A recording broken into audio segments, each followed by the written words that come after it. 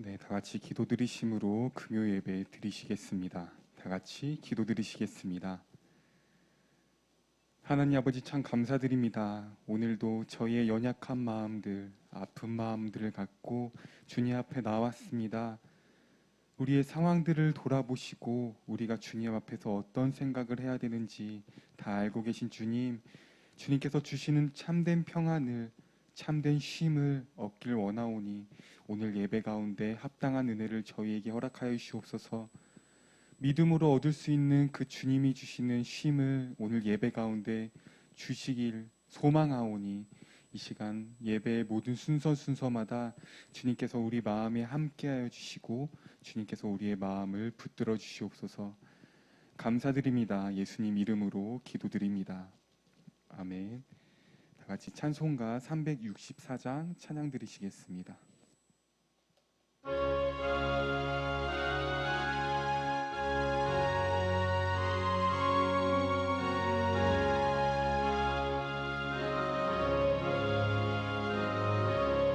내 기도하는 그 시간 그때가 가장 즐겁다. 이 세상 근심 걱정에 얽매인 나를 부르사 내 진정 소원 주 앞에 난 마치 바로 아뢰어 그 불행 땅에 스칠 때 나 위로받게 하시네. 내 기도하는 그 시간 내게는 가장 귀하다. 저 광야 같은 세상을 끝없이 방황하면서 위태한 길로 나갈 때 주께서 나를 이끌어 그 보좌 앞에 나아가 그 은혜 받게 하시네. 내 기도하는 그 시간 그때가 가장 즐겁다.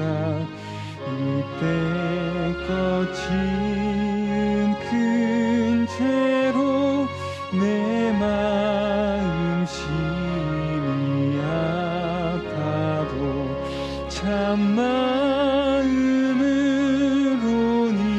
뉘우쳐 다 숨김없이 아뢰면 주 나를 위해 복 주사 새 은혜 부어 주시네. 내 기도하는 그 시간 그때가 가장 즐겁다. 주 세상에서 일찍이 저 요란한 곳 피하여 빈들에서나 산에서 온 밤을 세워 지내사 주 예수 친히 기도로 근본 이 시간 2절 3절 한 번씩 더 찬양합시다. 내 기도하는 그 내게는 가장 귀하다. 내게는 가장 귀하다. 저 저 광야 같은 세상은 끝없이 방황하면서 위태한 길로 나갈 때 주께서 나를 이끌어 그 보좌 앞에 나아가 그 은혜 받게 하시는 내 기도하는 그 시간 그때가 가장 이때껏 지은 큰 죄로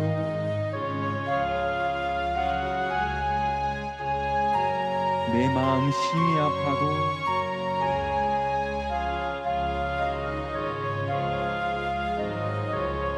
참 마음으로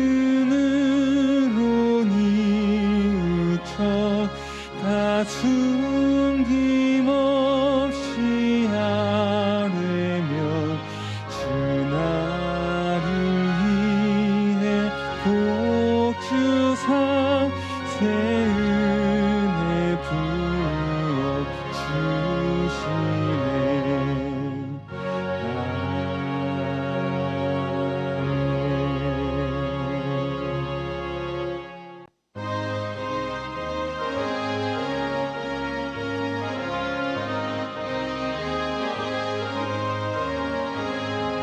주의 친절한 발에 안기세 우리 마음이 평안하리니 항상 기쁘고 복이 되겠네. 영원하신 발에 안기세 주의 발에 그 크신 발에 안기세 주의 팔에 영원하신 팔에 1절 주의 친절한 팔에 안기세 우리 마음이 평안하리니 항상 기쁘고 복이 되겠네. 영원하신 팔에 안기세 주의 팔에 그 크신 팔에 안기세 주의 팔에 영원하신 팔에 안기세 날이 갈수록 주의 사랑이 두루 광명하게 비치고 천성 가는 길 편히 가리니 영원하신 팔에 안기세 주의 팔에 그 크신 팔에 안기세 주의 팔에 영원하신 팔에 3절 주의 보좌로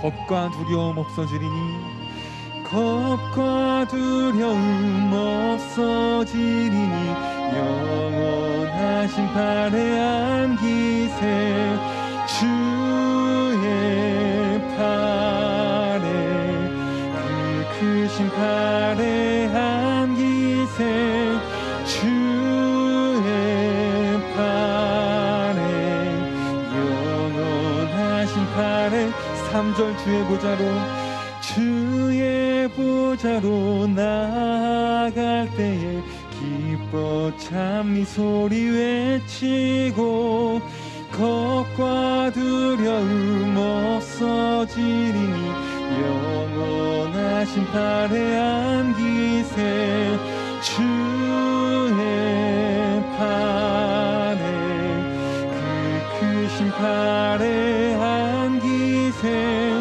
주의 팔에 영원하신 팔에 주의 팔에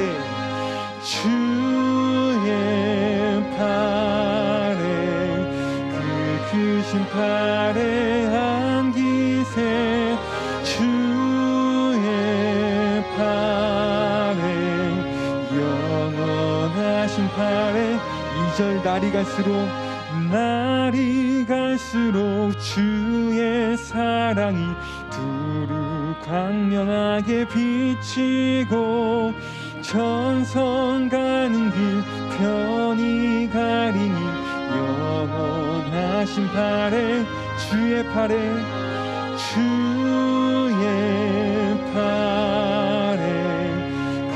그 크신 팔에 안기세 주의 팔에 영원하신 팔에 주의 팔에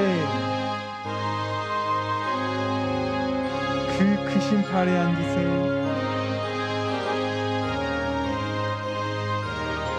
주의 팔에 영원하신 팔에 안기세.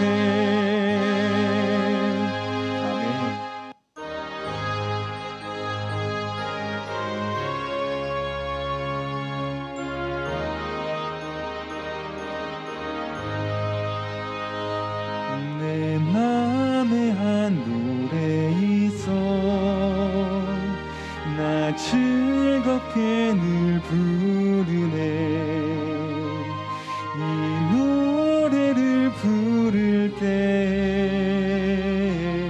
큰 평화 임하도다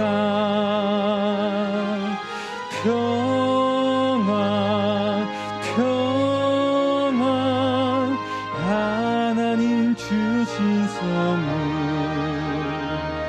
그 놀라운 주의 평화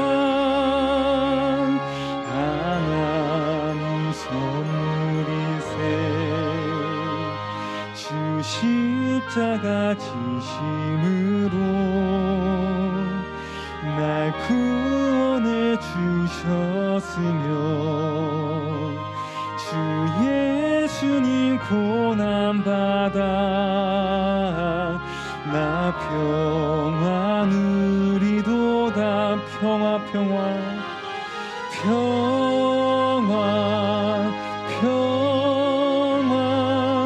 하나님 주신 선물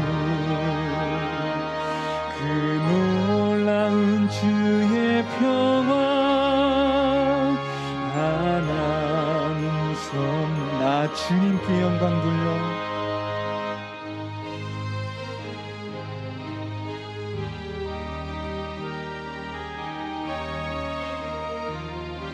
주 하나님 은혜로서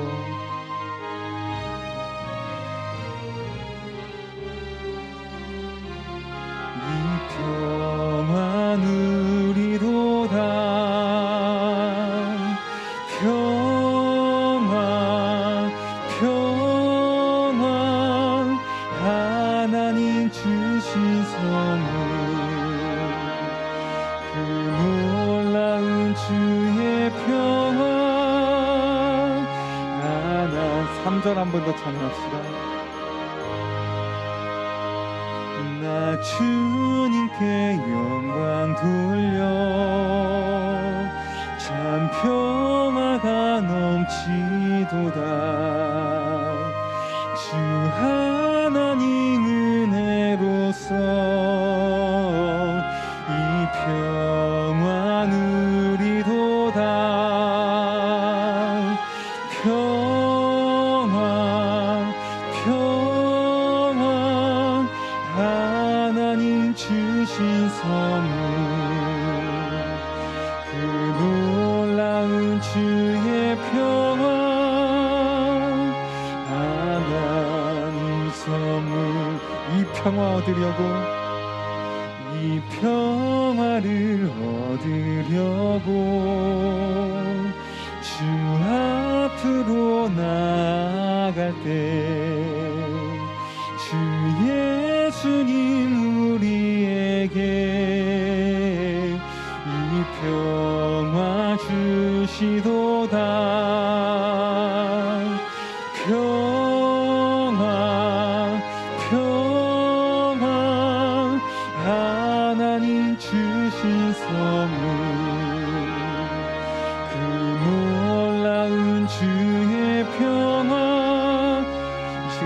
갈급한 마음을 가지며 4절 한번 다 같이 찬양합시다. 이 평화를 얻으려고, 이 평화를 얻으려고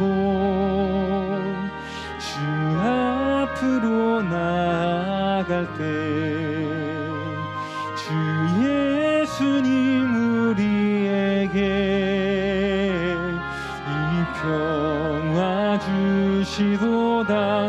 평화 평화 평화 평화 하나님 주신 선물 그 놀라운 주의 평화 하나님 선물일세. 아멘.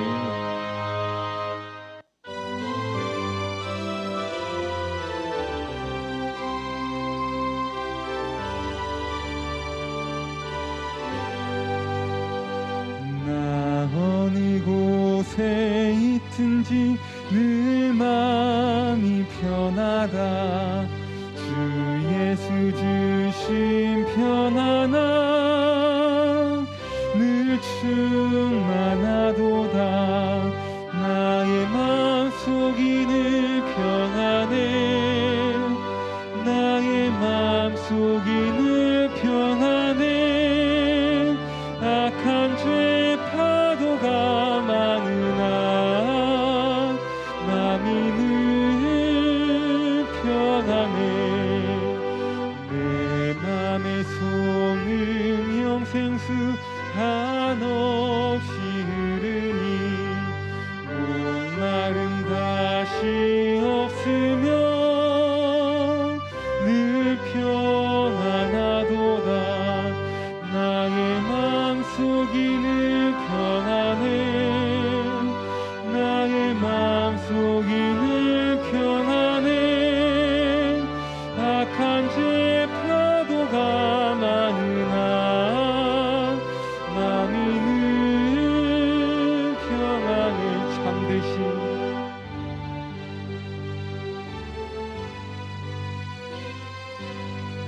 그 사랑 내 맘 여시고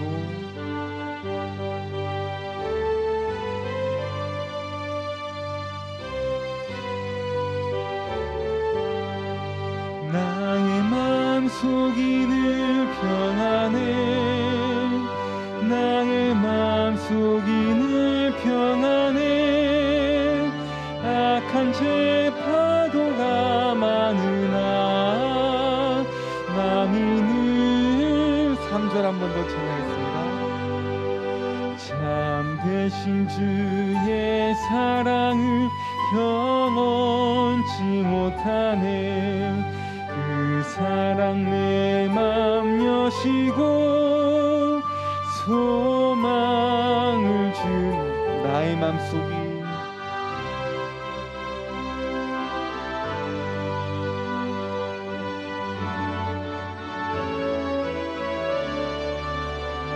악한 죄 파도가 많으나 마음이 늘 평안해. 주 예수 온갖 고난을 왜 몽소당했나. 주 함께 고난 받으면 멸류관 얻겠네. 나의 마음속이 늘 평안해. 나의 마음속이 늘 평안해. 악한 죄 파도가 많으나 마음이 늘 평안해.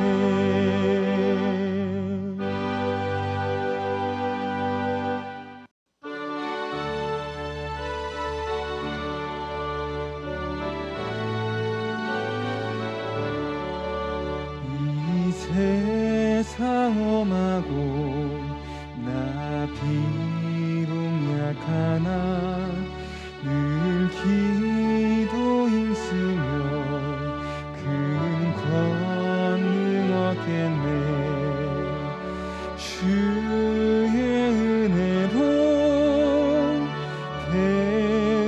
받아서 피와 같이 붉은 죄 눈같이 이겼네. 주님의 권능은 한없이 크오니 돌 같은 내 마음 곧 녹여주소서. 주의 은혜로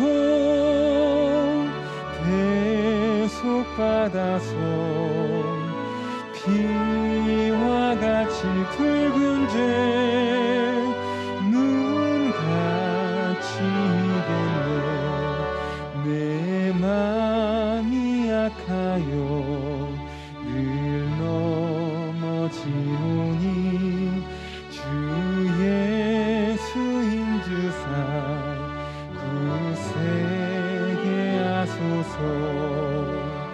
주의 은혜로 대속받아서 피와 같이 붉은 죄 눈같이 이겼네. 죄사함 받은 후 새 사람 되어서 주 앞에 서는 날 늘 주의 은혜로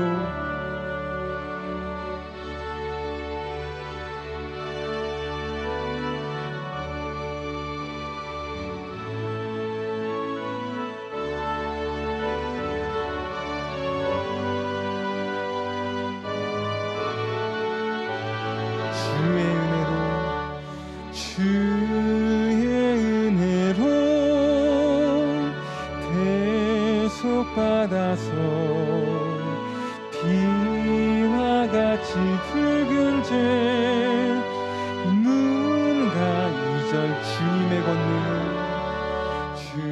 주님의 권능은 한없이 크오니 돌 같은 내 마음 곧 녹여주소서. 주의 은혜로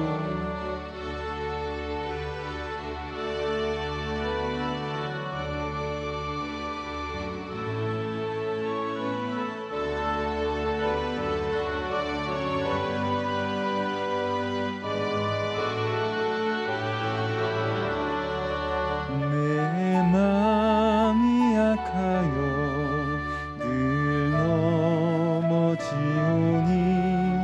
주 예수인 주사 굳세게 하소서. 주의 은혜로 대속받아서 피와 같이 붉은 죄 눈같이 이겼네. 죄사함 받은 후 새 사람 되어서 주 앞에 서는 날 늘 찬송하겠네. 주의 은혜로 대속받아서 피와 같이 붉은 죄 눈같이 이겼네.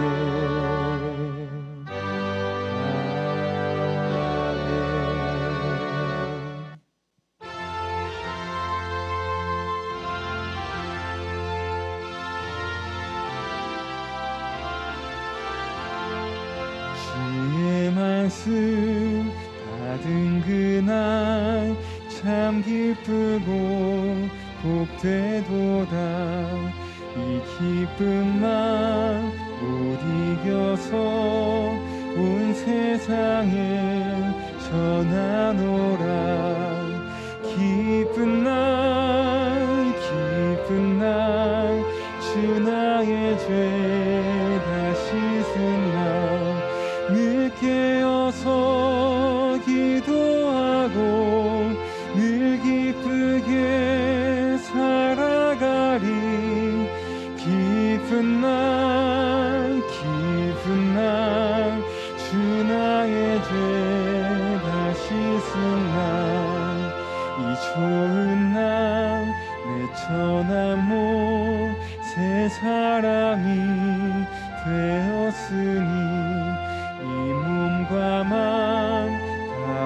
맞춰서 영광의 주를 섬기리.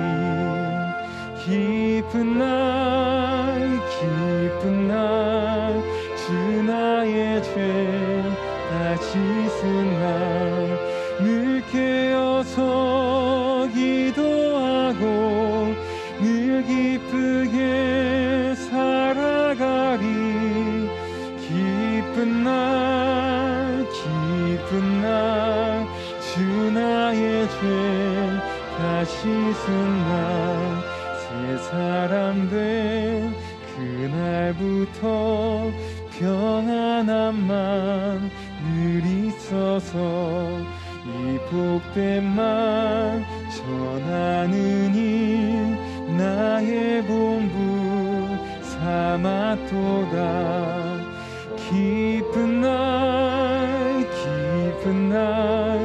주 나의 죄 다 씻은 날 늘 깨어서 기도하고 늘 기쁘게 살아가리. 기쁜 날 주 나의 죄. 1절부터 한 번 더 찬양 드리겠습니다. 받은 그날 참 기쁘고 복되도다. 이 기쁨만 못 이겨서 온 세상에 전하노라. 기쁜 날 주 나의 죄 다 씻은 날 늘 깨어서 기도하고 늘 기쁘게 살아가리. 기쁜 날 주 나의 죄 다 씻은 날 이 좋은 날 내 천한 몸 새 사람이 되었으니 이 몸과 맘 다 바쳐서 영광의 주를 섬기리. 기쁜 날 주 나의 죄 다 씻은 날 늘 깨어서 기도하고 늘 기쁘게 살아가리. 기쁜 날 주 나의 죄 새 사람 된 그날부터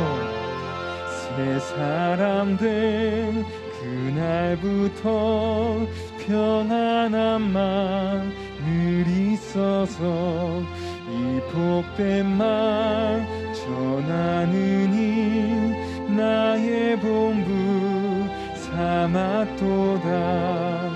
기쁜 날 주 나의 죄 다 씻은 날 늘 깨어서 기도하고 늘 기쁘게 살아가리. 기쁜 날 주 나의 죄 다 씻은 날.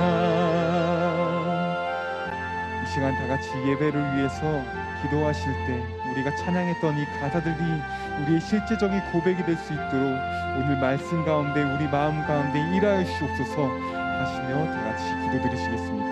기도합시다.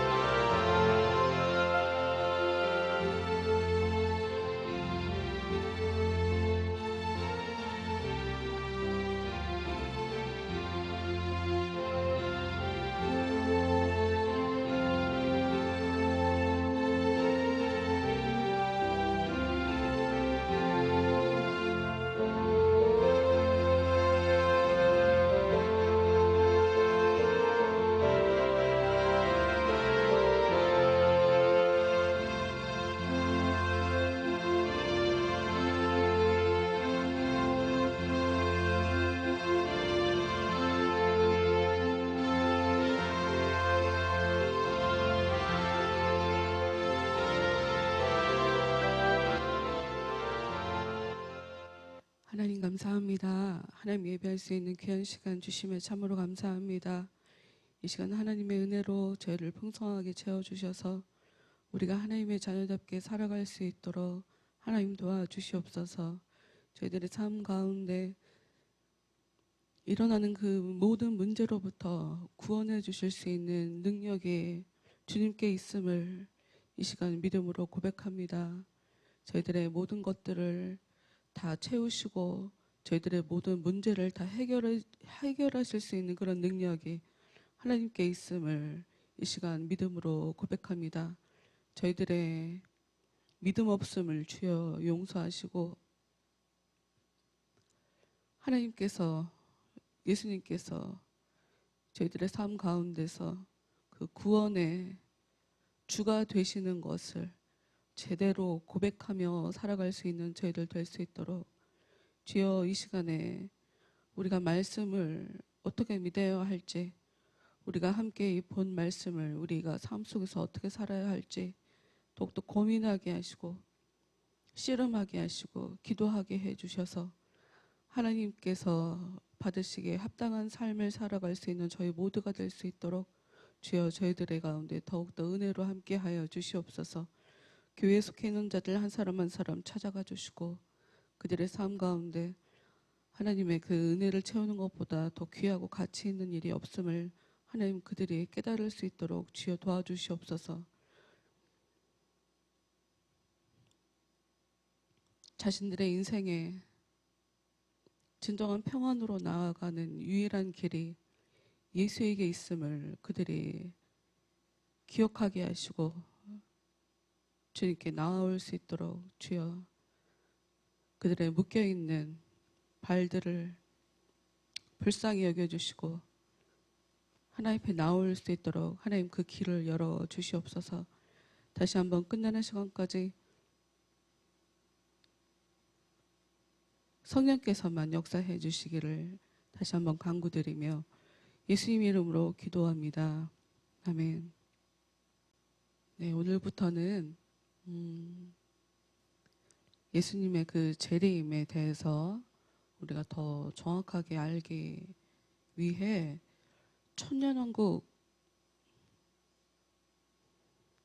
대해서 원래 순서대로라면 그것을 하는 날이에요. 그러니까 요한계시록 20장 4절에 천년왕국이란 말이 성경에 한 번 나와요. 한 번.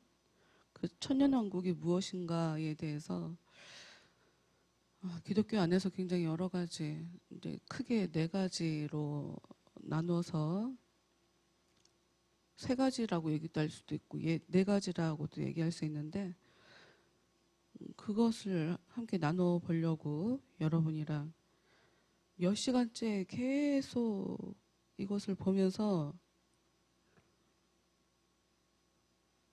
내가 종말론을 왜 시작을 했지 라고 생각할 정도로 저한테 자괴감이 오는 거예요.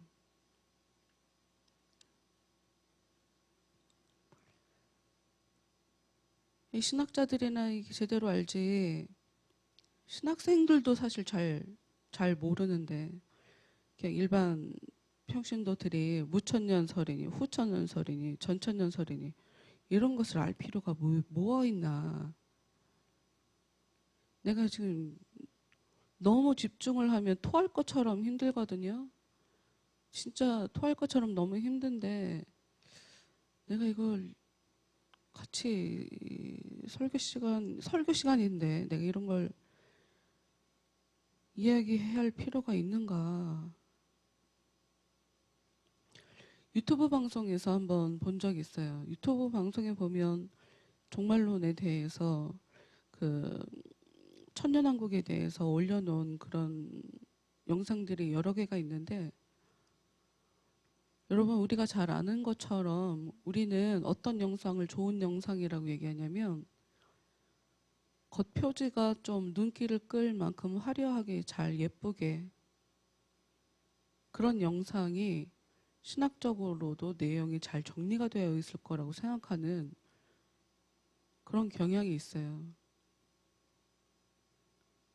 근데 제가 인터넷 들어가서 이렇게 둘러보면 이단들이 돈을 굉장히 많이 들이는 것 같아요. 영상에. 너무 돈 많이 들인 티가 나. 헛소리 떠들고 있는데 기독교인들이 아무것도 모르고 거기 들어가서 저 얘기가 맞는가 보다. 충분히 그럴 수 있겠더라고요. 말도 기가 막히게 잘해. 표정과 말투는 뭐 그렇게 당당한지. 보는 내내 너무 화가 나는데 아무것도 모르는 그냥 일반 성도들은 교회에서 이 부분을 잘 가르쳐 주지 않으니까 그 영상을 보면서 아, 그렇구나 하고 생각하게 될 게 너무 뻔해요. 근데 우리가 좀 정신을 바짝 차려야 될 게 하나가 있어요. 종말론, 뭐 종말론에 대해서 처음부터 끝까지 굉장히 디테일하게 써놓은 책이 요한계시록이라고 볼 수가 있죠. 요한계시록에서 우리에게 원하는 건 하나밖에 없어요. 정신 바짝 차리고 신앙생활해라. 의롭게 거룩하게 주의 말씀대로 정신을 바짝 차리고 항상 깨어서 주님이 오시는 것을 사모하며 그렇게 신앙생활하라. 이 요한계시록이 우리한테 가르쳐주는 게 이거거든요. 정신 바짝 차려라. 성경은 우리에게 성도들에게 가장 중요한 건 말씀과 기도라고 얘기해요. 그러니까 말씀과 기도, 말씀을 가지고 기도하는 삶을 살아야 진짜 신앙생활 하는 것, 그러니까 하나님께서 원하시는 그런 신앙생활을 할 수 있다라고 하는 이야기예요. 말씀과 기도, 말씀을 보고 그 깨달은 것을 가지고 기도하고 말씀에 써 있는 대로 살 수 있기를 또 기도하고 신앙생활의 처음부터 끝까지 그냥 말씀과 기도지 다른 거 외에는 없어요. 다른 거 외에는 없어요. 그런데 문제는 뭐가 문제냐. 성경을 제 마음대로, 제 멋대로 해석하는 사람들이 그렇게 해석하는 그 말씀을 가지고 기도는 제대로 하겠나. 성경에 써 있는 게 무슨 말인지도 모르면서 성경에 이렇게 써 있으니까 그걸 가지고 기도한단 말이에요. 다시 말씀드리지만 요한계시록 20장 4절에 나와 있는 천년 왕국 한 번 나온다니까요. 이것에 대해서 여러분 몰라도 되잖아. 솔직히 이 천년이 그러니까 예수님께서 이 땅에 재림하시는 게 지금 종말론인데 이 천년 후에 오시는 예수님이 그 천년 후에 오시는가 천년 전에 오시는가 이거 몰라도 되는 거 아니에요? 근데 그렇지 않다. 말은 어렵죠. 무천년설, 후천년설, 역사적 전천년설, 세대주의적 전천열설. 말 어려워요. 그리고 단어가 어려우면 사실 여러분의 귀에 들어오지도 않을 거란 말이에요. 근데 극단적인 예를 하나 말씀드리자면 이단이 올린 영상을 하나 봤는데 무천년설이라고 얘기한다고 진심으로 빡쳐갖고 강의를 하더라고요. 나 어이없어갖고 무천년설이 무슨 말인지도 모르고 화를 내는 거예요. 무천년설이 없을 무자예요. 그러니까 천년이 없다. 이름만 봐갖고는 천년이 없다라고 써 있는 것처럼 보이죠. 일단 우리가 요한계시록 20장 4절 말씀부터 먼저 펴놓읍시다. 요한계시록 20장 4절 또 내가 보좌들을 보니 거기에 앉은 자들이 있어 심판하는 권세를 받았더라. 또 내가 보니 예수를 증언함과 하나님의 말씀 때문에 목배임을 당한 자들의 영혼들과 또 짐승과 그의 우상에게 경배하지 아니하고 그들의 이마와 손에 그의 표를 받지 아니한 자들이 살아서 그리스도와 더불어 1000년 동안 왕노릇하니, 1000년 동안 예수님과 함께 왕노릇하게 되는 1000년의 시간에 대해서 언급을 하고 있어요. 그 일 후에 예수님이 오시는 것인가? 그 일 전에 예수님이 오시는 것인가? 이걸 갖고 학자들이 얘기를 한단 말이에요. 싸운단 말이지. 근데 다시 한번 얘기하지만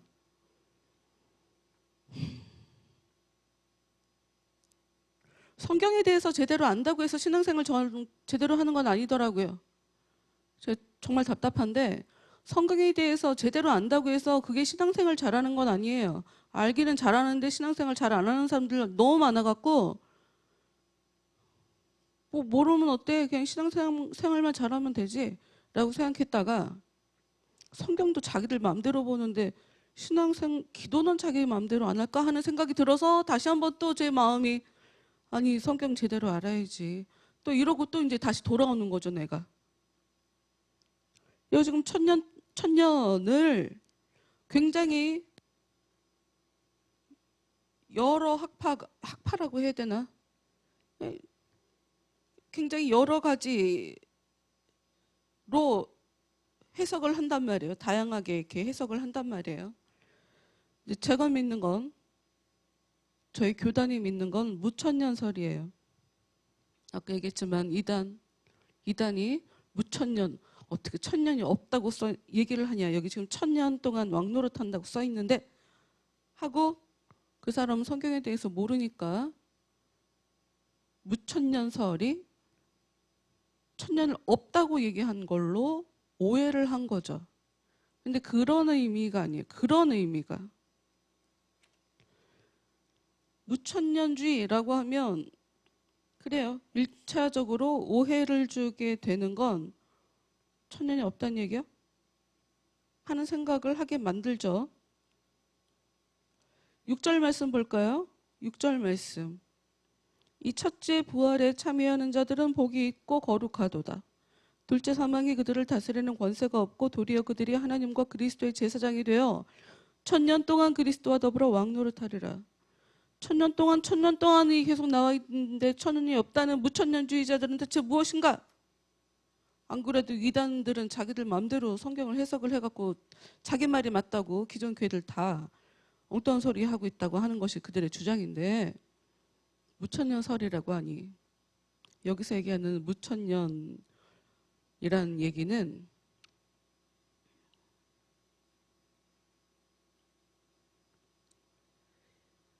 전천년주의자들이나 후천년주의자들이나 성경에 써 있는 대로 1000년 기간 동안 딱 숫자로 1부터 1000 이렇게 딱 1000년 동안 우리가 예수님과 함께 왕노릇한다라고 성경을 해석해요. 대부분 사람들이. 그런 식의 숫자로 셀 수 있는 그런 식의 1000년, 이 땅에서 1000년 동안 예수님께서 다스리시는 진정한 새 하늘과 새 땅이 오시기 전에 1000년 동안을 다스리는 그 1000년이 없다는 얘기인 거지. 다시 한번 얘기했지만 이 글자에서 못 벗어나는 사람들이 있어요. 여기서 1000년은 그런 의미가 아니라 긴 시간 동안. 그리고 무천년주의자들은 예수님께서 이 땅에 오시면서 이미 하나님의 나라가 그때 시작이 되었다. 더군다나 아니야. 여기까지만. 지금 현재 이미 그 1000년은 예수님이 오시면서 시작되었고 지금 현재 계속 성취되어져 가고 있는 시간으로 우리가 보기 때문에 그래서 무천년설이라고 얘기하는 거지. 여기 써 있는 1000년 동안 왕노릇한다라고 써 있는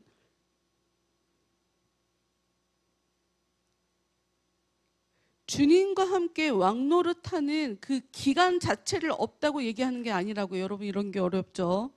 그래요. 알아요. 이해를 해요. 이런 얘기가 어려운 사람들은 엄청 어렵다. 다시 한번 얘기했지만 그래서 제가 이걸 정확하게 얘기를 해야 되나 하는 생각이 들어서.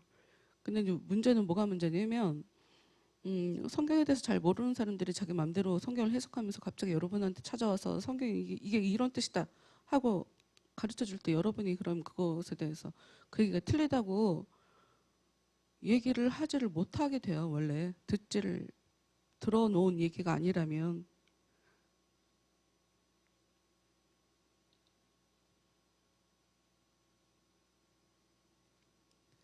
우리 무천년주의자들은 우리가 읽은 4절에서 6절 이 말씀을 죽은 신자들이 하늘에서 주님과 함께 통치하는 것을 묘사하는 것으로 이해해요. 하늘에서. 이게 되게 중요하죠. 왜냐하면 전천년주의자들이나 후천년주의자들은 이 땅이 천국으로 변한다고 생각하는 경향이 있다. 왜 경향이라고 하냐면 이것도 또 짚어봐야 될 문제들이 있기 때문이에요. 저 하늘에서 주님과 긴 시간 동안 함께 이 땅을 다스린다 하는, 하늘에서 다스리게 된다 하는 것으로 우리는 이해한다. 그래서 우리의 눈에 보이게 이 땅에서 이루어지는 천년왕국, 그 천년왕국은 없는 거다라는 의미로 무천년주의자, 무천년설이라고 얘기한다는 거를 얘기를 해볼게요. 이게 왜 또 중요하냐. 우리의 죄 문제는 예수님이 십자가 위에서 다 해결하셨다라고 얘기를 해요. 그러니까 예수님은 이미 자신의 십자가 위에서 죽고 다시 살아나심으로 마귀와 싸움에서 이미 이겼다라고 얘기를 해요. 더 이상 이길 게 없다. 이미 승리했다라고 얘기를 해요. 그런데 이 땅에서의 천년이 있다라고 얘기를 하면 어떤 문제가 발생하냐면 예수님이 마귀하고 또 싸우게 된다. 답부터 먼저 얘기를 한번 해볼게요. 요한계시록 20장 7절부터 말씀 한번 보도록 하겠습니다. 전천년주의자들, 후천년주의자들, 예수님께서 이 땅에 천국을 이루실 것이라고 생각을 해요. 예수님께서 재림하시면서 하나님의 나라, 신천신지가 이루어질 거라고 생각을 하죠. 그래서 그들은 예수님이 최후 심판 전에 악한 세력들과 싸우는 것에 대해서 주장을 한단 말이에요. 7절. 천년이 참에 사탄이 그 옥에서 놓여 나와서 땅의 사방 백성 곧 곡과 마곡을 미혹하고 모아 싸움을 붙이리니 그 수가 바다의 모래 같으리라. 그들이 지면에 널리 퍼져 성도들의 진과 사랑하시는 성을 두루매 하늘에서 불이 내려와 그들을 태워버리고 또 그들을 미혹하는 마귀가 불과 유황 못에 던져지니 거기는 그 짐승과 거짓 선지자도 있어 세세토록 밤낮 괴로움을 받으리라. 여러분, 어디에도 예수님이 악한 존재들과 싸운다고 써 있지 않아요.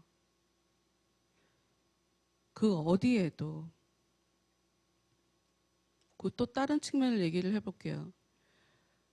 죽어서 하나님 편에 같이 하나님과 함께 그 하늘나라에서 사는 사람들이 지금 주님과 함께 왕노릇을 하고 있는 그 사람들이 이 땅에 다시 내려와서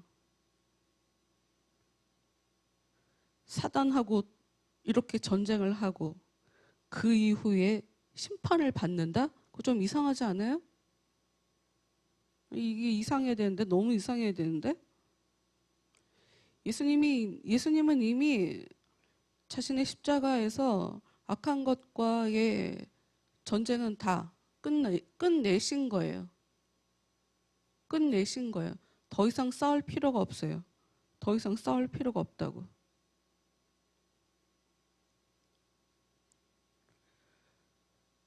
전천년주의자들이나 후천년주의자들이 왜 뭐가 문제냐? 보이는 세상을 천국으로 만들려고 하기 때문에 이게 문제인 거예요. 사회 안에서 종교자들이 특히 뭐 기독교 안에도 그러신 분들이 되게 많이 있지만 정의수호 사제단, 제가 정확하게 제가 기억하는 이름은 그건데, 카톨릭 같은 경우는 적극적으로 사회 운동에 참여를 해요. 기독교 안에도 기독교 장로회라고 하면서 난 처음에 그 교회를 갔을 때 이게 교회가 좀 느낌이 뭔가 운동권 교회 같다 하는 그런 느낌을 받았어요. 3.1절 때는 예배가 끝나고 3.1절 기념식을 해요. 3.1절 노래도 불러. 6.25 때도 그런 걸 부르고, 지금도 기억나는데 예배 끝나고 이보 순서로 갖는 그 기념식에 울 밑에선 봉선하에 하야나 그거 불렀던 거 기억이 나. 예배가 끝나고 교회에서 그런 걸 해요. 적극적으로 사회운동을 참여하죠. 이 사람들은 보이는 세상을 천국으로 만들어야 되는 것이 성경에 써 있는 것으로 그렇게 안다. 여러분, 꿈이다. 꿈이다. 왜? 사탄은 사라지지 않아요. 예수님이 진정한 정복을 이룰 때까지 사탄은 사라지지 않아요. 사탄이 사라지지 않기 때문에 오히려 끝으로 갈수록 더 극악하죠. 전천년주의자들이나 후천년주의자들이나 그들은 동일하게 예수님이 오시면서 그 악한 것들의 세력이 한풀 꺾여서, 그래서 이 땅이 살 만한 곳이 된다라고 얘기를 하거든요. 근데 무슨 말이야? 사탄은 예수님이 오시기 바로 직전에 제일 더 극악한 거예요. 보이는 세상을 천국으로 만들려고 하는 사람들이 있어요. 정신 바짝 차리시라. 본인이나 신앙생활 잘하면 돼요. 이 땅을 천국으로 만들리라는 그런 헛된 정의감에 불탈 필요 없이 그냥 나만 신앙생활 잘하면 되고, 그냥 내게 맡기시는 그냥 그 일을 하면 돼요. 뭐 전도해라 하면 전도하고, 누구에게 가서 복음을 전해라 그럼 복음 전하고, 가장 중요한 거 너한테 맡긴 일, 네 자리에서 너한테 주어진 그 일을 잘 살아라. 그게 우리가 해야 되는 일인 거지. 정의감에 불타갖고 우리가 살고 있는 이 사회를 천국으로 만들려고 하는 건, 이거는 뭐가 잘못돼도 한참 잘못됐다. 성경을 잘못 이해했기 때문에 그런 식의 그런 식의 해석과 그런 식의 삶의 행태가 나오는 것이다. 다시 말씀드리지만 우리가 이 세상 끝날 때까지 사탄은 절대로 사라지지 않는다. 오히려 사탄의 나라도 더 커진다. 오히려 얘네들도 힘이 강화된다. 그러니 갈수록 더 힘들어진다. 어떻게 하면 끝까지 이 믿는 사람 얘를 어떻게 넘어뜨려 볼까 하는 것이 그 악한 것의 그 역사이기 때문에, 어느 정도 신앙생활 했으니 내 삶이 평안해지겠지라고 생각하는 건 바보 같은 짓이에요. 그러지 마시라. 후천년설, 전천년설 이거를 좀 얘기를 잠깐 해볼게요. 후천년주의자들, 천년이 지나고 그분이 오신다, 재림이 일어난다라고 보는 사람들이 있어요. 그 사람들이 무천년주의자들과 똑같이 바라보는 게 있어요. 이 사람들은 지상에서 하나님의 나라가 일어나게 될 것이다. 이렇게 믿진 않아요. 똑같아요. 무천년주의자들이랑 똑같이 믿어요. 그리고 이 사람들도 천년을 숫자 1000으로 생각하지 않아요. 이것도 똑같죠. 그리고 후천년주의자들이 그 천년왕국 후에 예수님이 오실 거다라고 하는 것도 똑같아요. 그런데 이 사람들이 다른 게 있어요. 다른 거. 이 사람들은 뭘 다르게 생각하나? 이 사람들은 약간 그 핑크빛 미래에 대해서 소망을 가지고 있다. 뭐냐면 하나님의 나라, 그 복음이 계속 전파가 되고 사람들 마음속에서 성령께서 계속 역사를 하시기 때문에 세상이 결국은 기독교화 될 것이다. 우리가 살아가고 있는 이 세상이 결국은 다른 종교가 없어지고, 야, 이슬람이 없어진다고 생각하니까 글쎄, 난 못 믿겠어 진짜. 그래서 이슬람 절대로 이 사람들은 사라질 것 같지 않은데, 하여튼 이들은, 이 후천년주의자들은 결국은 이 세상이 기독교화 될 것이다. 그래서 이 천년 왕국이라고 불리는 이 나라가 이 종말에 분명히 나타나게 될 것이다 라고 하는 그런 얘기를 하죠. 그리고 천년 왕국이 될 때 기독교인들이 갖고 있는 그런 믿음, 그리고 그 삶의 성경에서 얘기하는 여러 윤리적인 도덕적인 기준들, 뭐 원리들, 그런 거 있잖아요. 그런 것들이 모든 나라와 각 개인들이 다 같이 받아들이게 되는 그런 기준이 될 거다. 죄가 제거되지는 않지만 최소한으로 축소될 것이다. 굉장히 이게 장밋빛 미래를 갖고 있어요. 그리고 적대시했던 그 나라들이 서로 조화롭게 협력하게 될 거다. 뭐 이렇게 생각을 하고 있죠. 여러분, 우리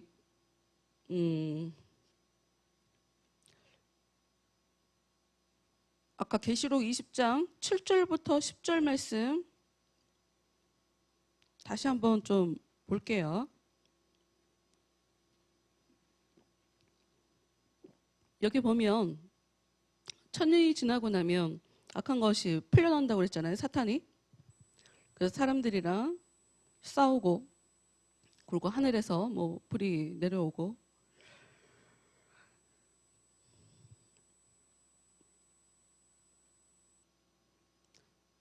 이 후천년주의자들은 이 악한 자들이 끝에 가서 잠깐 출현할 것이다 라고 하는 그런 것에 대해서는 이들도 동일하게 얘기를 해요. 그런데 이들이 교회는 건들지 못할 것이다 라고 믿고 있어요. 왜냐하면 근거가 있어. 예수님께서 그 베드로에게 하신 말씀 중에 그 말씀을 안 적어왔나? 교회를 건들지 못한다. 이 고백 위에 예수님께서 교회를 세우시는데 음부의 권세가 건들지 못할 것이다 라고 얘기하는 이 말씀의 근거에서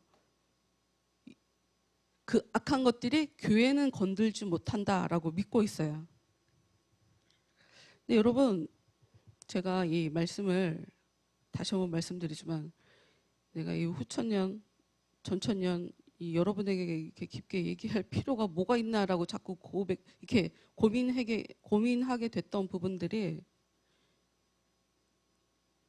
여러분들이 이거 굳이 알아야 될 필요가 있나 하는 생각을 하게 되었는데,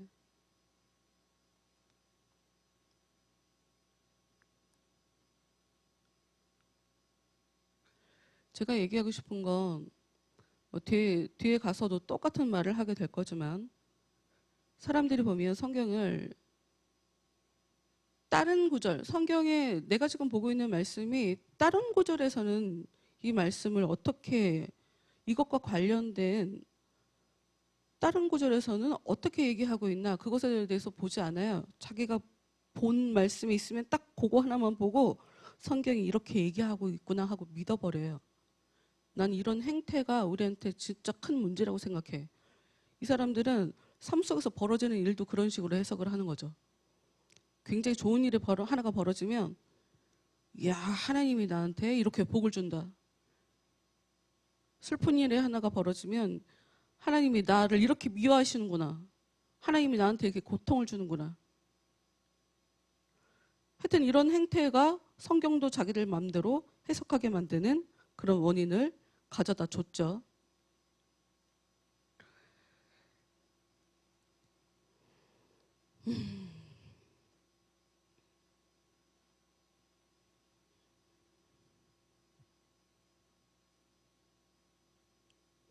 이 사람들은 교회가 말세에 이르르면 공격적으로 세상에다가 복음을 전하게 될 거라고 그렇게 알아요. 그리고 세계적으로 많은 선교 단체들이 진짜 공격적으로 복음을 전하죠. 모르겠어요. 코로나에 많이 식었을 것 같다라는 생각도 들고, 코로나 때문에 후원도 많이 줄어서 뭐 지금은 못하고 있겠다 뭐 이런 생각도 사실 들긴 하지만, 이 사람들은 마태복음 16장 18절 말씀 함께 봅시다. 마태복음 16장 18절. 또 내가 내게 이르노니 너는 베드로라. 내가 이 반석 위에 내 교회를 세우리니 음부의 권세가 이기지 못하리라. 성경에 이렇게 써 있잖아요. 악한 것이, 마귀적인 세력이 교회를 못 건든다고 그렇게 써 있잖아요. 절대로 이기지 못할 거라고 써 있잖아요.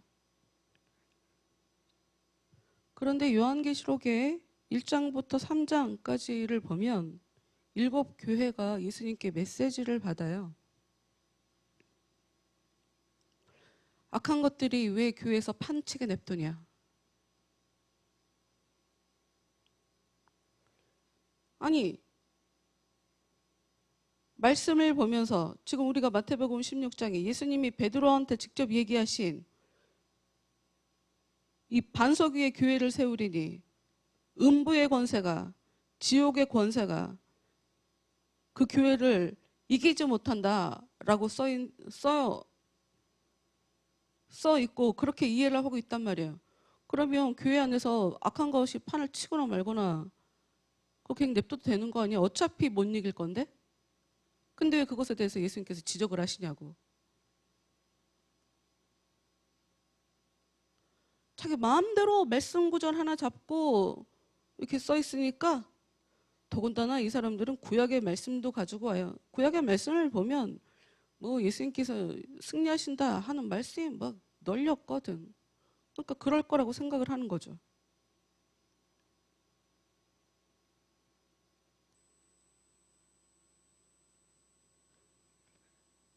제가 설교할 때 몇 번 얘기를 했던 것 같아요. 예수님께서 베드로에게 이 반석 위에 내 교회를 세우리니, 반석이란 단어가 베드로예요. 베드로. 이걸 가지고 굉장히 여러 가지로 해석을 한단 말이에요. 로마 카톨릭은 초대 교황인, 그러니까 예루살렘 교회의 첫 번째 지도자가 베드로였으니까 베드로에 의해서 세워진 교회라고 이해를 하기도 하고, 그리고 제가 그 페트라라고 하는 김윤주 전사 우리 거기 갔다 와봤잖아. 사막에 붉은 돌 바위로 뭐 물개 하나 없는 그런 도시가 있어요. 그런 도시가 나바티아 공화국이라고 하는 그런 곳이 있어요. 그리고 전부 다 돌로 이루어진 곳이거든. 그 사람들이 거기다가 교회를 세우시겠다는 얘기인가 하고 사람들이 다 거기로 갔단 말이에요. 그리고 이 반석을 베드로가 하는 고백이라고 여기는 해석을 하는 사람들도 있어요. 16절에 시몬 베드로가 고백을 하는 게 있죠.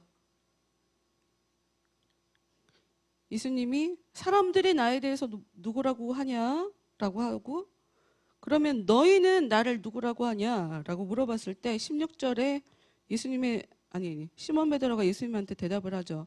시몬 베드로가 대답하여 하여 이르되 주는 그리스도시요 살아계신 하나님의 아들이시니이다 라고 믿음의 고백을 하죠. 그랬더니 예수님께서 그 대답에 이런 말씀을 하세요. 17절에 바요나 시몬아 내가 복이 있다. 이를 내게 알게 하니는 혈육이 아니요 하늘에 계신 내 아버지시니라. 네가 진짜 복이 있다. 하나님 아버지가 너에게 내가 그리스도다, 살아계신 하나님의 아들이다 라고 하는 것을 알게 해주셨구나. 너 참 복이 있다 라고 하면서 내가 이 반석 위에 교회를 세운다 라고 얘기를 하셔서 이 교회도 보이는 교회가 아니라 사람들의 내면에, 여러분 우리는 전부 다, 제가 얼마 전에 어떤 가정의 신방 가서도 그 얘기를 했는데, 우리는 우리의 인생의 삶을 집을 지어가는 것으로 표현을 한단 말이에요. 인생의 집을 지어가는 것으로. 그러니 우리 삶이 집을 지어서 살아가고 있는 모습이랑 똑같단 말이죠. 근데 그 집에 예수님께서 계시네. 그 집에 나라는 사람의, 내가 살아가는 내 삶에, 내 심령 가운데 하나님께서 계시네. 그러면 나를 교회라고 할 수가 있는 거란 말이죠. 그래서 그런 식으로 교회도 눈에 보이지 않는 교회로, 반석도 그 믿음을 반석이라고 얘기하는, 제가 볼 때 이게 훨씬 더 훌륭한 해석인데, 같은 말씀을 가지고도 굉장히 여러 가지로 해석을 할 수가 있다고요.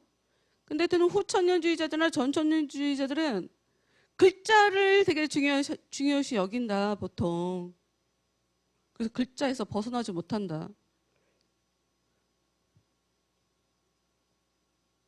음부의 권세가 이기지 못한다라고 해서 마귀가 건들지 못한다라고 너무 쉽게 답을 내버렸다. 마귀가 이기지 못하면 마귀랑 뭐하러 싸워요? 싸울 필요가 없지. 싸우지 않아도 되지. 걔는 절대로 믿는 자들을 건들지도 못할 거 아니에요. 근데 왜 싸우라고 해? 분명히 예수님께서 그 악한 존재들이 너희들 하나님을 더 무서워해라. 마귀를 무서워하지 말아라. 하나님은 너희들의 영혼도 죽이시고 몸도 죽이시고 그러신 분이니까 더 무서워해야 된다. 마귀는 너희들의 몸은 죽일 수 있어도 너희들의 영혼은 못 죽인다. 이렇게 얘기를 하고 있단 말이죠. 그 얘기는 무슨 얘기예요? 악한 존재가 사람을 건들 수 있다는 얘기거든.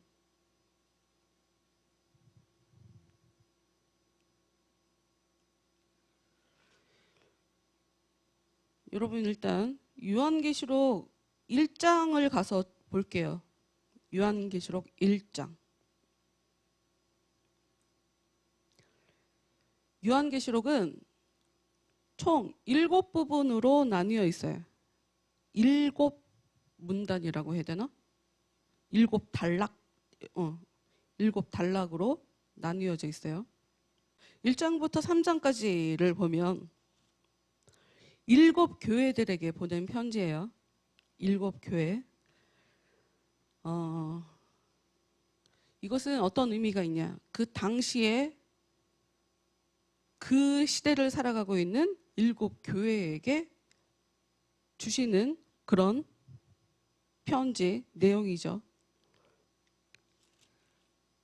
맨 마지막을 보도록 할게요. 요한계시록 3장 19절부터 22절까지 한번 보도록 할게요.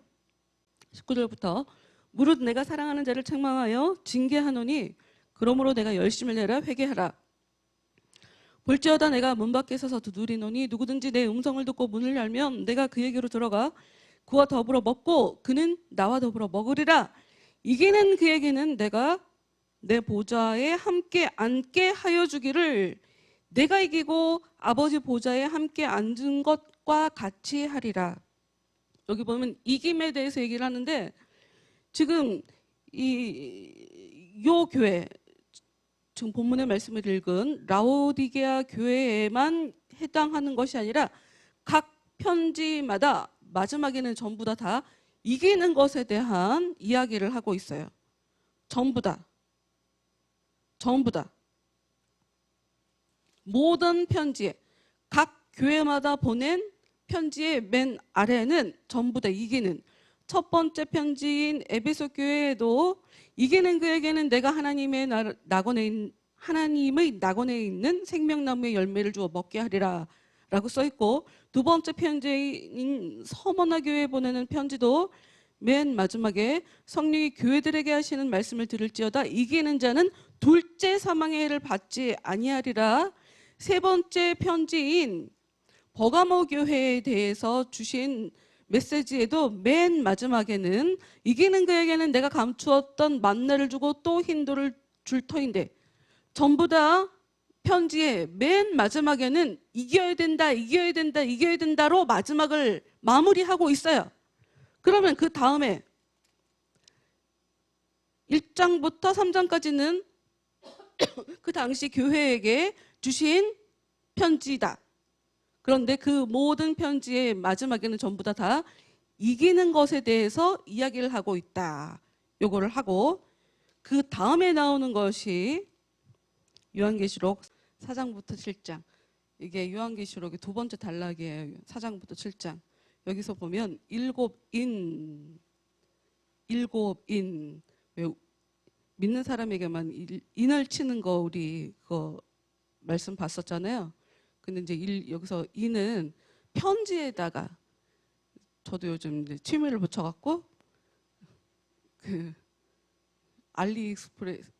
알리익스프레스에서 이렇게 도장 대신에, 아니 편지를 붙이는, 이렇게 인 붙이는, 제가 이 도구를 사갖고 이거 쓰고 있거든요. 저희 심심하면 라이터불로 이렇게 녹여갖고 그거를 붙이면서 놀고 있어요. 나무 모양, 열매 맺는 교회라고 나무 모양 세 가지를 갖다 놓고 어떤 게 더 이쁜가 그거 찍으면서 놀고 있는데, 편지에 인이 붙어져 있는데 이렇게 떼는 그런 기록이 나와 있죠.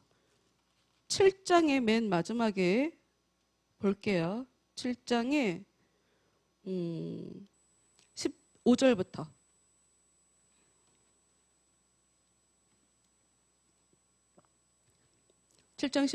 그러므로 그들이 하나님의 보좌 앞에 있고 또 그의 성전에서 밤낮 하나님을 섬김에 보좌에 앉으신 이가 그들 위에 장막을 치시리니 그들이 다시는 줄이지도 아니하며 목마르지도 아니하고 해나 아무 뜨거운 기운에 상하지도 아니하리니 이는 보좌 가운데에 계신 어린 양이 그들의 목자가 되사 생명수 샘으로 인도하시고 하나님께서 그들의 눈에서 모든 눈물을 씻어주실 것입니다. 여러분, 이미 천국에 들어간 것처럼 보이지 않아요?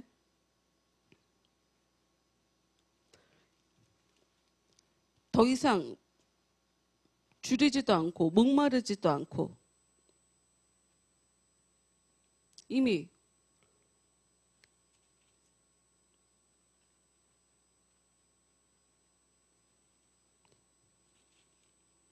그런 모습으로 보이는데, 종말을 겪은 것처럼. 세 번째 단락 8장부터 11장이 세 번째 단락이에요. 11장 15절부터 한번 보도록 할게요. 11장 15절.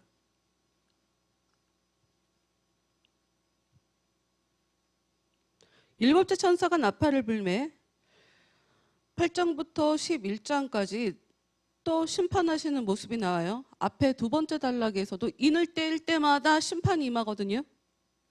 그런데 여기서 8장부터 11장에도 나팔을 통해서 나팔을 불 때마다 심판이 임합니다.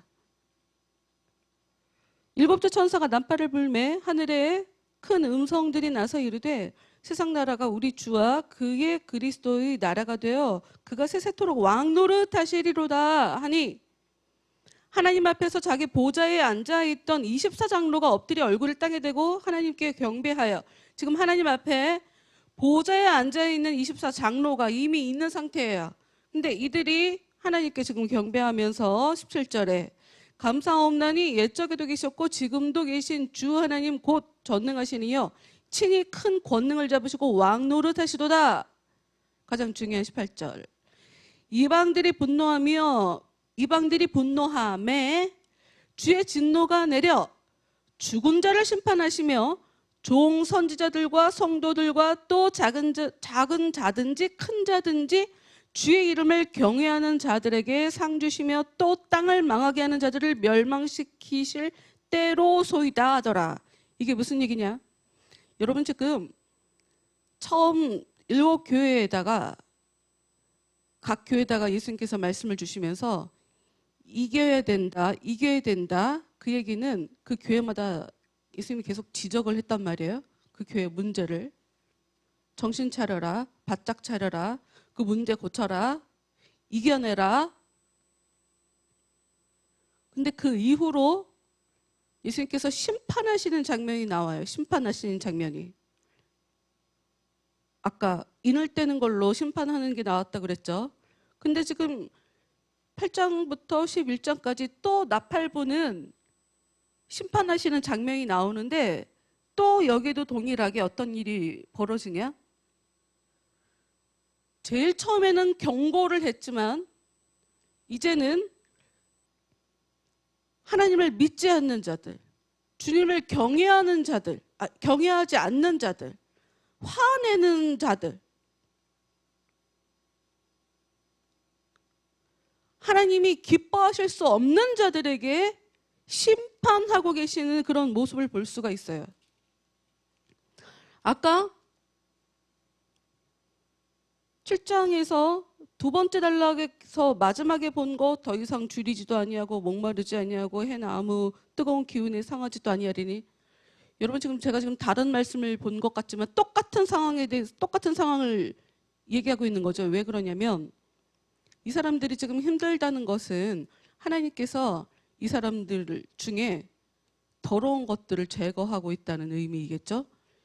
이들 가운데 있는 악한 것들을 정리하고 있는 그런 의미겠죠.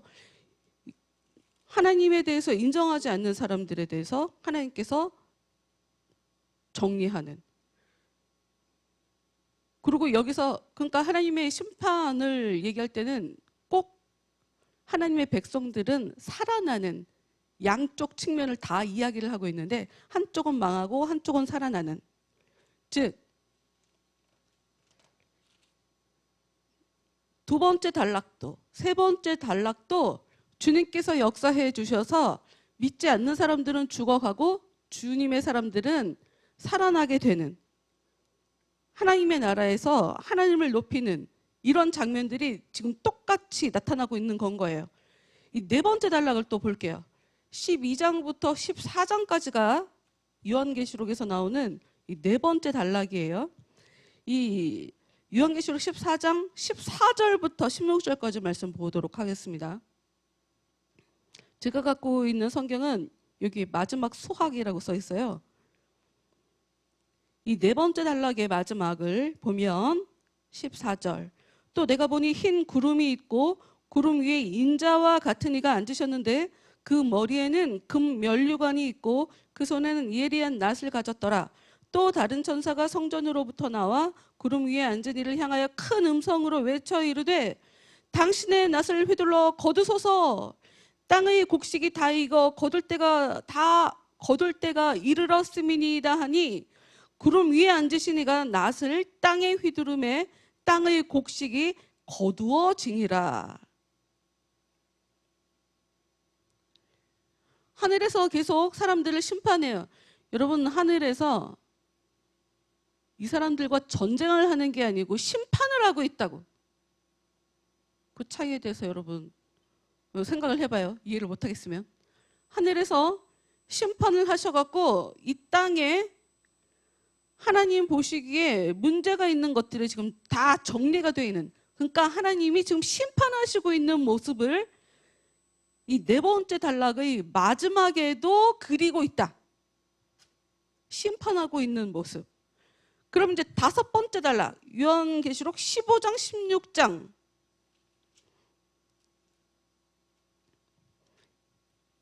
여기에도 또 재앙이 일어나요.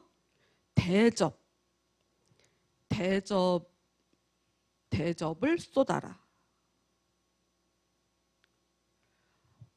제일 처음에는 7인을 떼면서 심판이 일어났는데, 두 번째는 나팔을 불면서 심판이 일어났는데, 이번에는 대접을, 그냥 이게 또 평범한 대접이 아니야. 하나님의 진노를 가득 부어 담은 그런 대접이에요.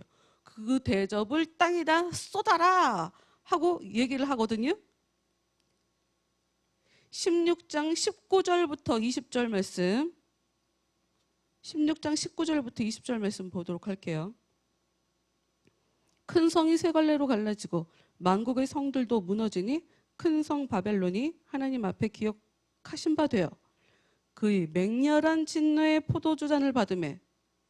보통 하나님이 기억하신다라고 할 때는 힘든 사람을 기억을 하시면서 구원해 주시는데 보통 사용을 하거든요. 근데 그건 반대야.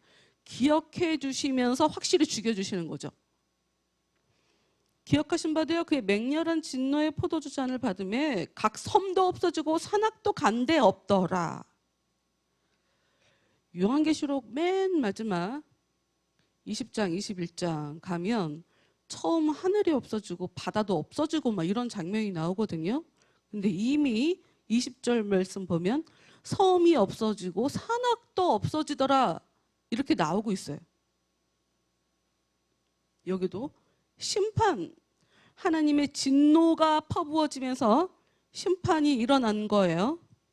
그러면 이제 6번째 단락, 계시록 19장 17장부터 19장까지가 6번째 단락인데 19장 19절 20절 말씀 볼게요.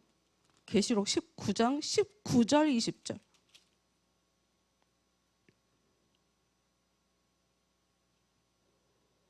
또 내가 보매 그 짐승과 땅의 임금들과 그들의 군대들이 모여 그 말탄 자와 그의 군대와 더불어 전쟁을 일으키다가 짐승이 잡히고 그 앞에서 표적을 행하던 거짓 선지자도 함께 잡혔으니 이는 짐승의 표를 받고 그의 우상에게 경배하던 자들을 표적으로 미혹하던 자라. 이 둘이 산채로 유황불 불에 던져지고. 전에는 사람이 죽었는데 이제는 사람들 뒤에서 역사하던 악한 세력, 그 배후 세력, 사람들에게 짐승의 표를 받게 해서 사람들로 하여금 죄를 짓게 만드는 그 배후 세력이 지금 죽게 되는 그런 장면이, 이 또한 하나님의 맹렬한 진노의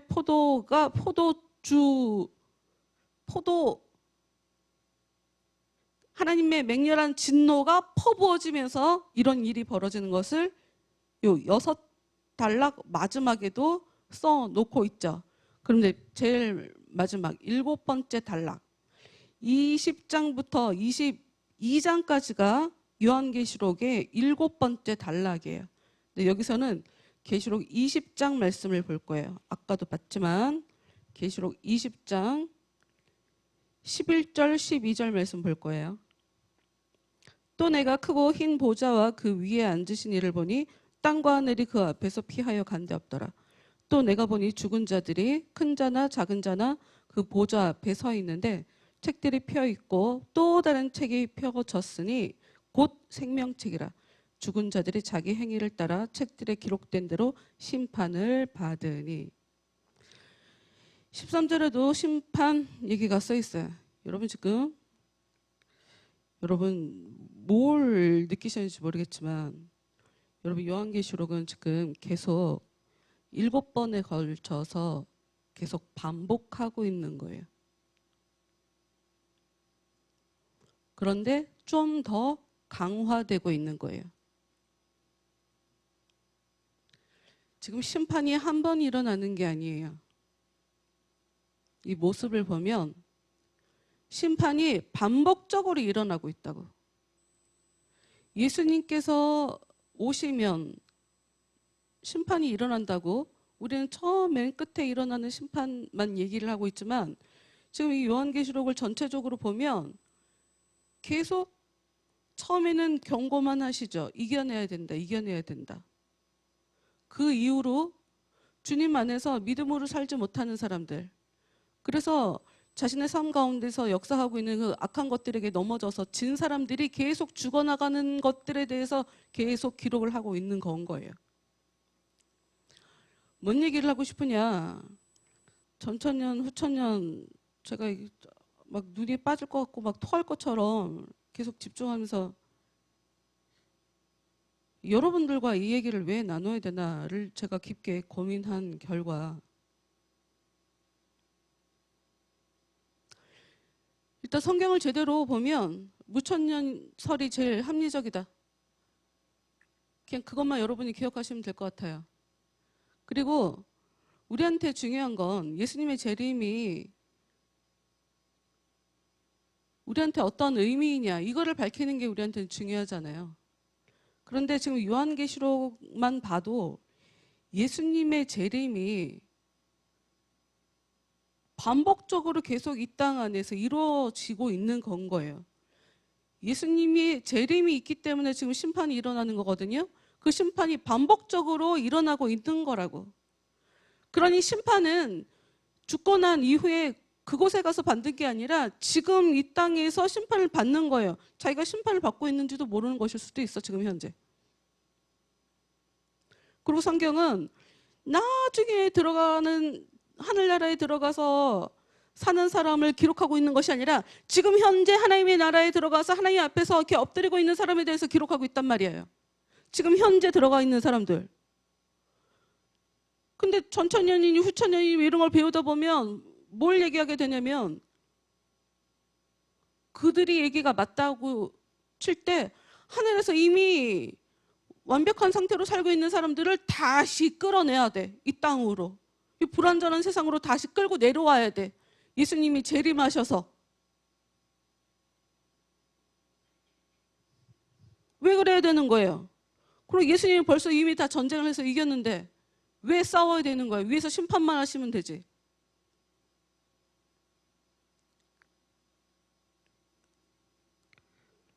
여러분, 우리가 학문적으로 뭘 성경에 대해서 성경이 교리적으로 이런 의미 있다, 신학적으로 이런 의미 있다, 이런 거를 아는 것 아주 중요하지만 그 또한 우리한테 얘기해 주고 싶은 건 하나님의 영이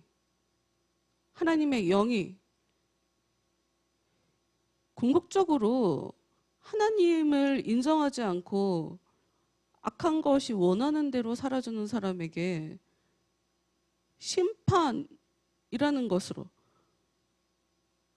그를 완전히 죽여버리는 그런 곳으로 이끌어간다.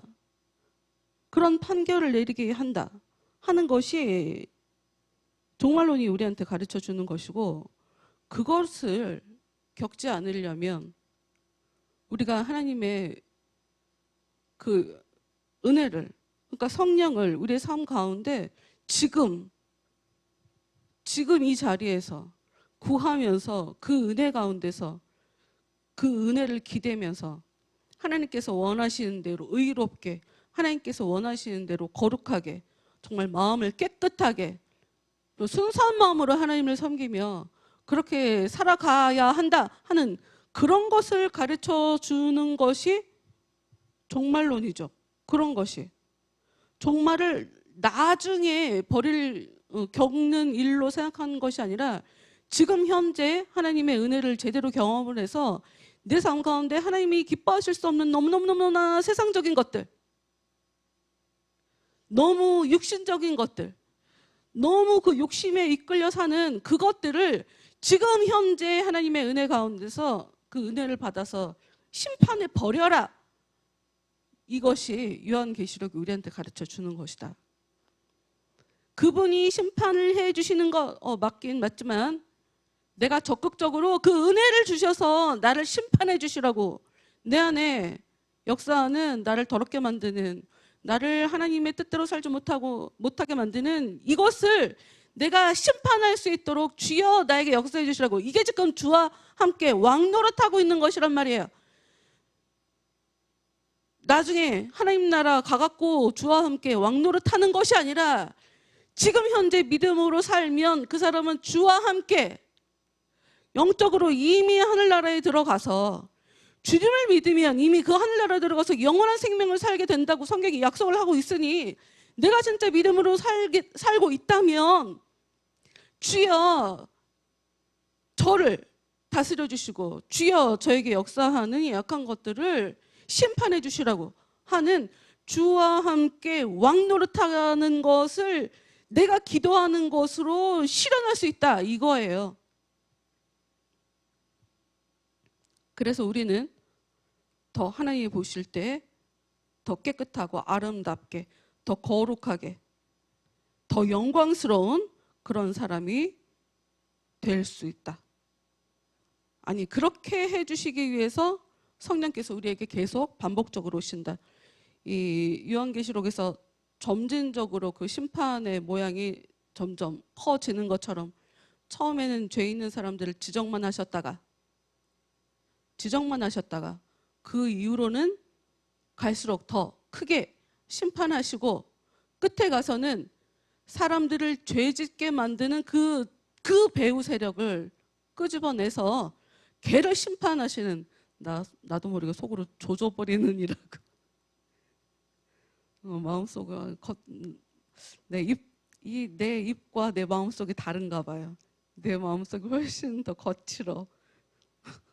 하나님께서 내 속에 있는 그 진정한 이 죄를 짓게 만드는 그 악한 것들을 진짜 완전히 끝장내 버리시는 것이 끝에 나오죠.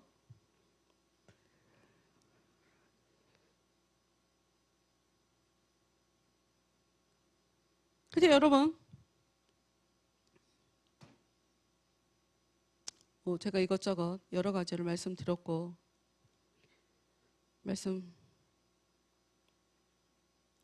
제가 워낙 고민을 많이 해갖고 모르겠어요. 여러분 머릿속에 얼마나 제가 지금 말씀드린 것이 여러분 속에 마음에 남을지. 그러나 여러분한테 정확하게 얘기할 수 있는 것 하나. 죽고 난 이후에 하나님 앞에서 심판받을 수 없다. 내가 주님을 계속 거부하면서 주님께서는 이 시간도 쉬지 않고 우리에게 계속 무엇인가를 알려주고 싶어 하시고 계속 책망하시고, 제가 만난 예수님은 날 책망했어요. 제일 처음에 오셨을 때는 책망하지 않았어요. 무조건 위로만 해주셨고 무조건 사랑만 해주셨는데 그 이후로는 아닌 걸 아니라고 정확하게 얘기해 주시는 분이었고, 그럼에도 불구하고 이분이 나에 대해서 무슨 종으로 노예인 것처럼 나를 짓밟으려고 하는 분이라고는 전혀 생각해 본 적이 없어요. 존중해 주시고 사랑해 주시는데, 그런데 내가 깨끗해지길 원해. 내가 더 이상 죄짐에 사는 걸 원치 않아요. 내 속에 역사하는 그 악한 마음이, 그 욕심이 이끌어가는 대로 그냥 내가 아무 생각 없이 그냥 칠렐레 팔렐레 그냥 살아가는 걸 원하지 않으세요. 그리고 그 과정에 그 일들을 통해서 나는 점점 예수님에 대해서 더 알아가게 되더라고요. 우리가 은혜대로 살지 못하는 이유는 우리가 주님을 모르기 때문이죠. 기도할 거예요. 다 같이 기도합시다.